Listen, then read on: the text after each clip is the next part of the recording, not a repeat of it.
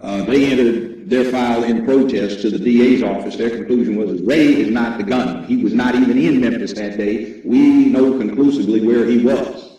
So why do you think he got convicted for the murder? Well, he didn't get convicted. He pled guilty. You have to understand, though the news media puts it out as he was the self-confessed killer of King, that's not true. All through the transcripts, the entirety of the record, he never confessed, and often he said, I never said I killed King. I didn't kill him. I'm pleading cause of alcohol. That's ALFORD. It's a moderately old U.S. Supreme Court case, and it says, even if you are not actually guilty and you are pristinely innocent, you may plead guilty to the charge if you think that doing so is in your best interest under all of the circumstances as you know them to be, and you're doing so freely, voluntarily, understandingly, knowingly, advisedly, and intelligently. So Ray had gone through all of these and had lost, but there was something that came up.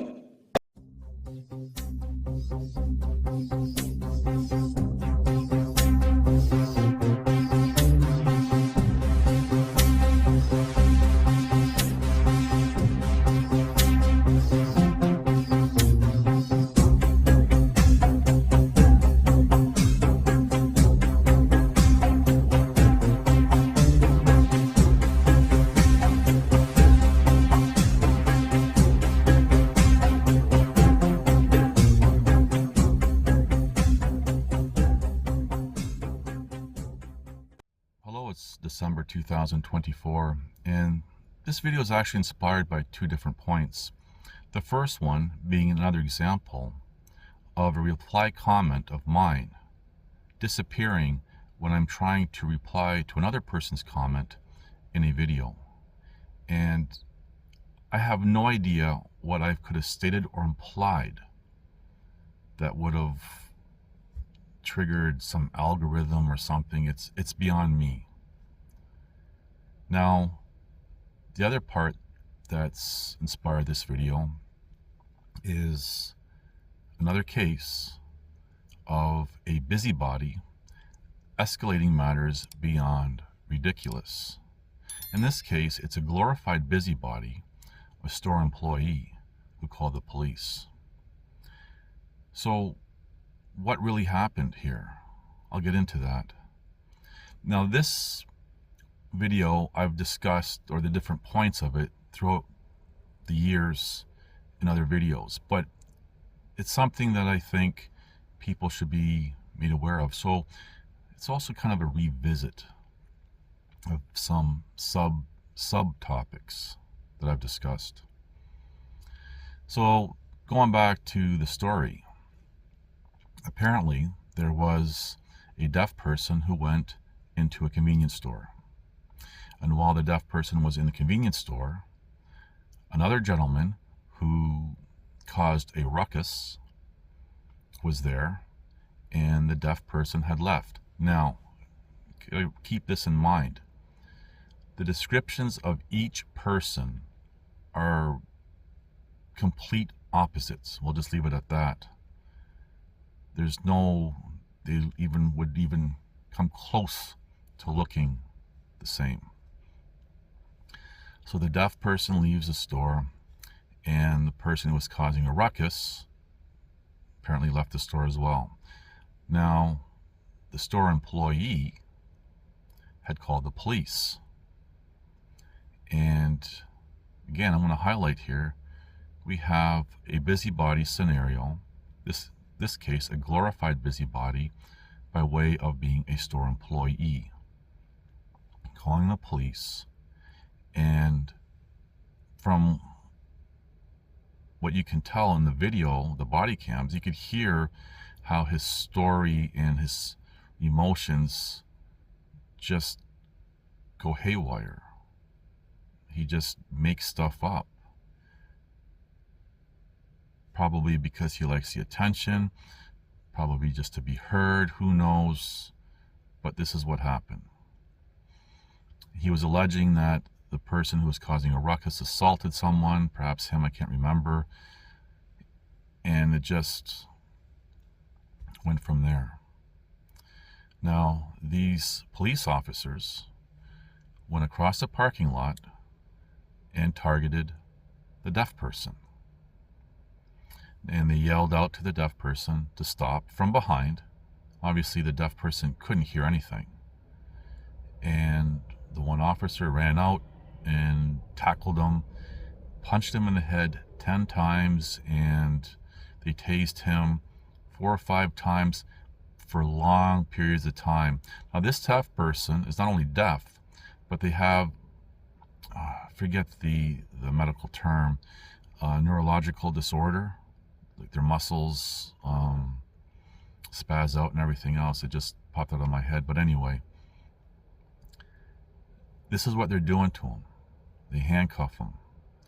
Now, while this was all taking place, the girlfriend of the deaf guy, who could hear, went to the location because she was talking on the phone with the guy. Now you're thinking, well, hang on a second, how is this deaf guy talking on the phone with his girlfriend? They were sign language because they were using video. You can sign language over video to have a conversation. She went to the location and tried to explain to the police that he's deaf, he has this neurological disorder, etc., etc., and they really didn't care.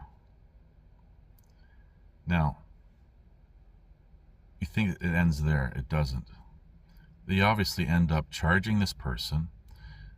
Allegedly, the one officer who punched this person in the head 10 times while the head was on the pavement broke his hand, and another officer alleged that, or the same officer alleged that the deaf guy bit him. Now, if you're punching someone in the face, it's very easy to get your hand cut on their teeth. Just leave it at that. They ended up charging this person and going through to prosecute this person. Now, that's pretty much the story. The video you can watch, the lawyer who discusses this case goes into more detail and does a much better job. That's not my focus. It's not the story. The focus is going to be the busybody, glorified busybody store clerk, who escalated things beyond ridiculous. Again, we see this over and over and over, and it's very easy for people to point the finger at police and say, look how bad they are. Now, I'm not defending or against police, for example. I'm just simply offering a different perspective here, a neutral position, so people can maybe think things through rather than just, for example, saying, look at how bad the police are.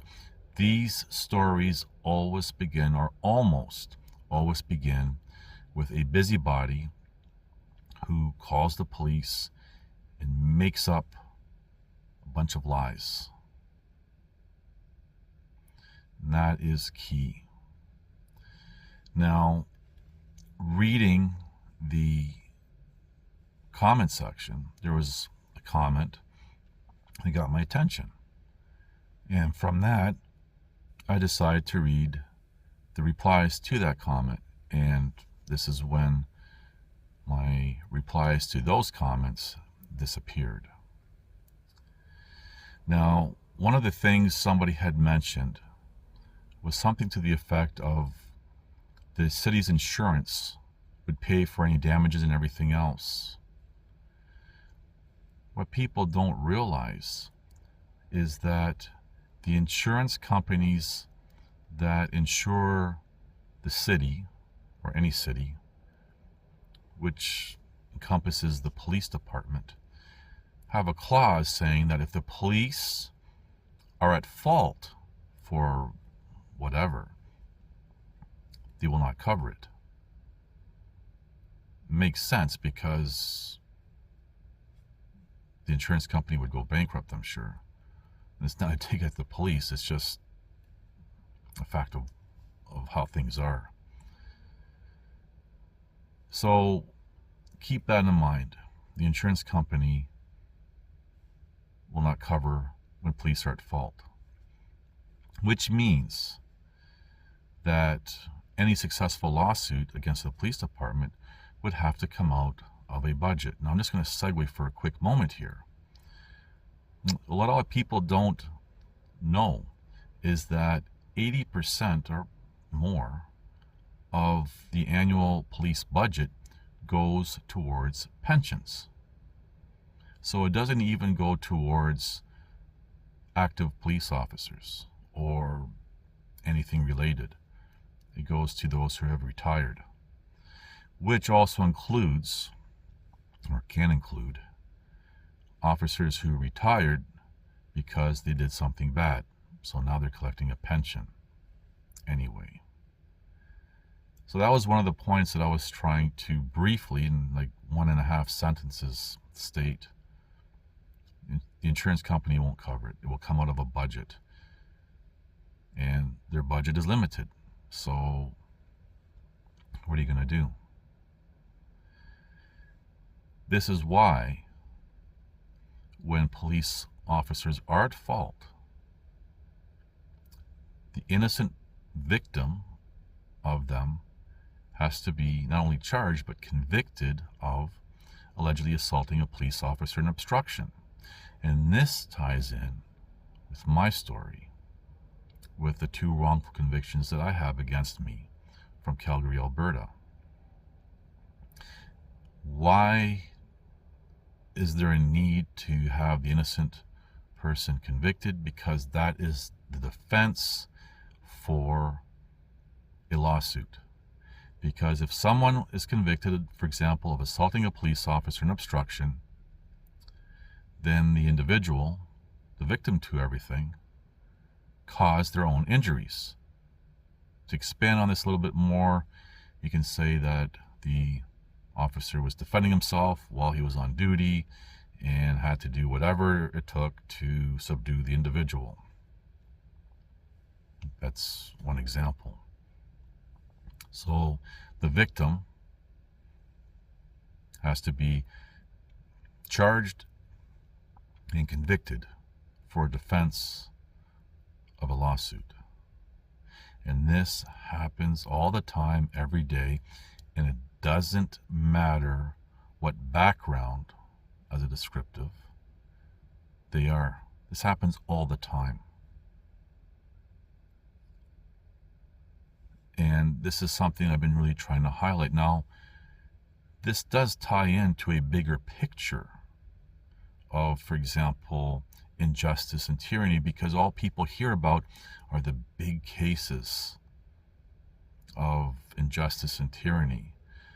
But I've stressed over a decade, actually, that it is the precedent set by the countless of daily small cases that sets the stage for bigger injustices and tyranny that impact everyone.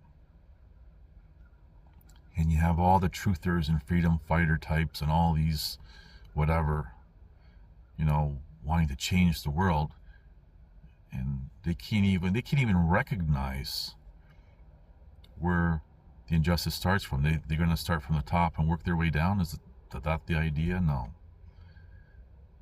Now, I'm not stating or implying that a solution, or if there's even a solution to any of this, we're too far gone in this civilization to salvage anything. And again, as I said in videos, what is there to salvage?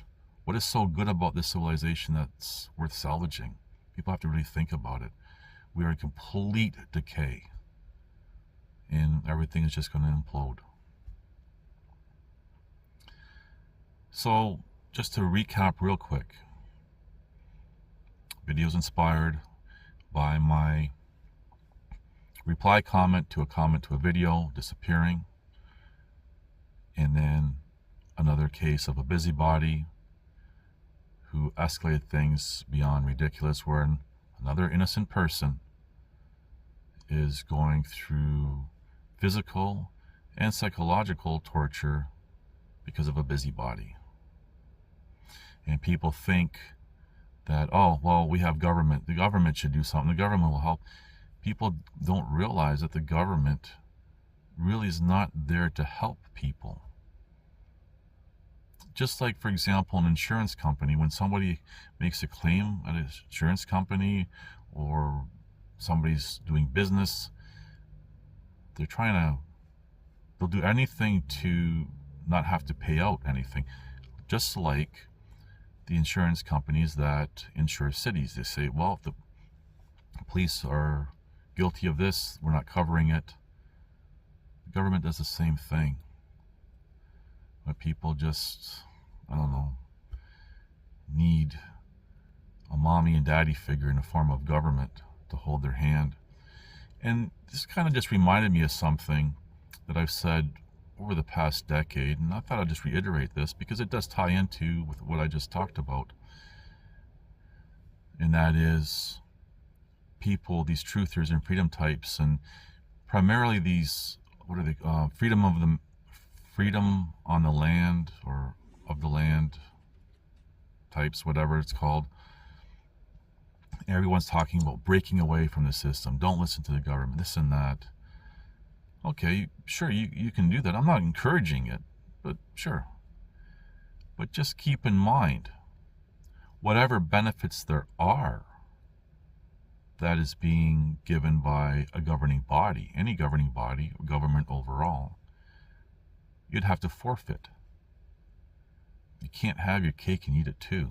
And again, I said this over a decade ago, and I've said it over the years here and there, just in passing, and I'm saying it again here. Despite really the government not really helping the people, individuals, whatever benefits there are that are good, if you want to walk away from it all, you have to give it all up.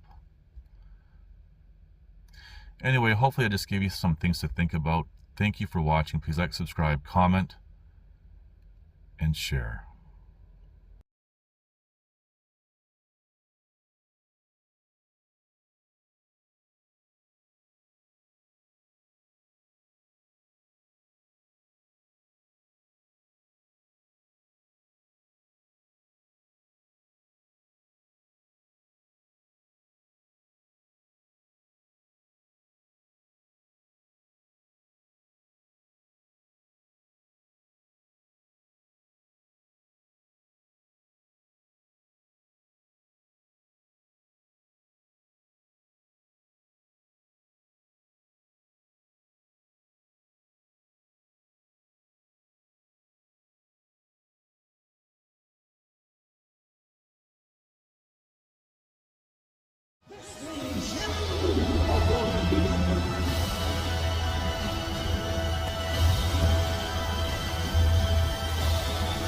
Listen to this and write it down if you can't remember it. You're never going to outgrow warfare. You simply must learn to fight. I hear people say to me, when is it going to get easier? When you die.